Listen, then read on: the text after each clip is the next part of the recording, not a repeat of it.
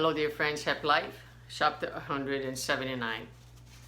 Coveting others people's asset is a widespread evil.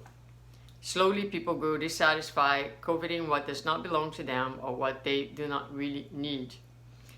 If only everyone were satisfied with what they have, life would be richer with beauty and experience. There is a widely spread false idea of happiness nowadays known as keeping with the Joneses. Everybody wants what their neighbor has, and the imitation of fantasies and chimeras produced by their imagination has become their goal. Those who cannot keep up with the Joneses feel rejected, unhappy.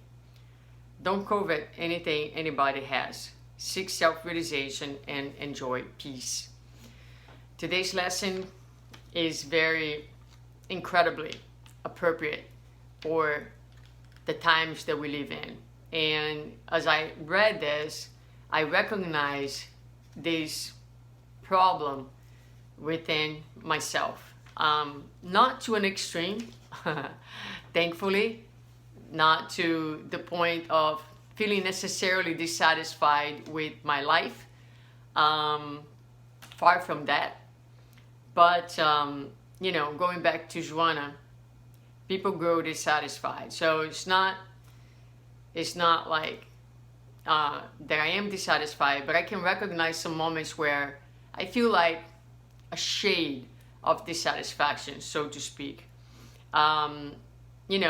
Wanting something that does not belong to them and what they do not really need. And that goes back to the whole meditation about what do we really need and how much attention, energy, and resources we place on things that we don't need, as opposed to be fully present with what we have, with where we are, with who we're becoming, and really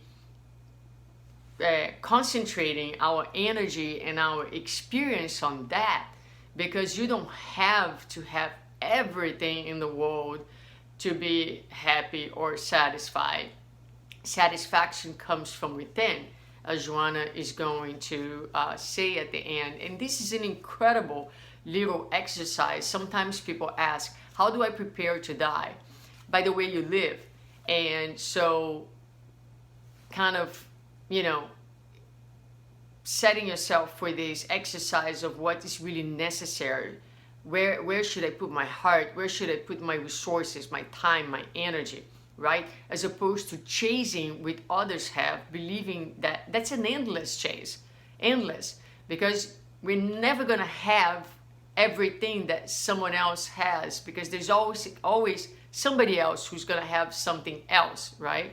So it is really like imprisoning, and it's kind of a game that has no end. So we really need to reflect about that.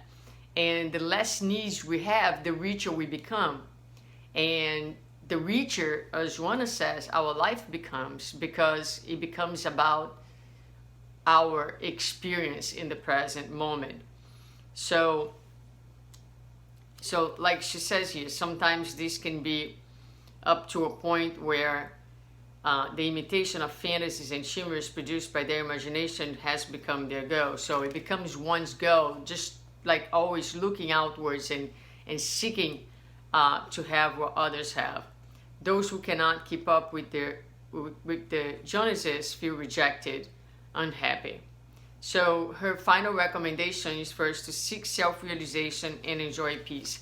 And that is so true that, this behavior a lot of times, probably all the time, it brings anxiety, it unsettles us within. It's always one more thing, right? We can never be fully present because we are always thinking about the next thing that we must have, looking outside, wanting, envying, and nurturing some level of dissatisfaction within. I hope this makes sense to you. It makes a lot of sense to me. I think it's a great little exercise. I will think about that today. I hope you do the same. And these are, again, very small little practices that can make a significant difference on the quality of our living and the happiness that we experience in a moment to moment. Okay, have a wonderful day.